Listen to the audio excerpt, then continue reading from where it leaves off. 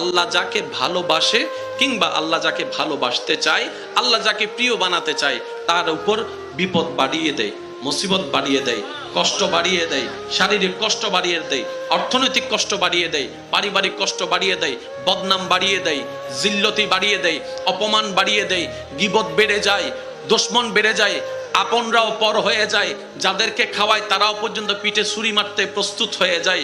মনে রাখবেন, যখনই জীবনে এমন কিছু অনাকাঙ্ক্ষিত ঘটনা আপনার চোখের সামনে আসবে, আপনার বিবেকের সামনে আসবে, এতটুক মনকে স্থির করিয়ে নেন, আল্লাহ তাআলা আমাকে ধৈর্যের পরীক্ষা নিচ্ছেন। সুবহানাল্লাহ, আল্লাহ আমার ধৈর্যের পরীক্ষা নিচ্ছেন। কেন? কারণ আল্লাহ তাআলা একমাত্র ধৈর্য ধারণকারীর সাথেই থাকেন। ইন্নাল্লাহা মা'আস সাবিরিন। তো রবের সাথে হওয়ার জন্য ধৈর্যের দরকার, ধৈর্য ধরার জন্য বিপদ আপদ কষ্টের সম্মুখীন হওয়ার দরকার। বলেন না সুবহানাল্লাহ।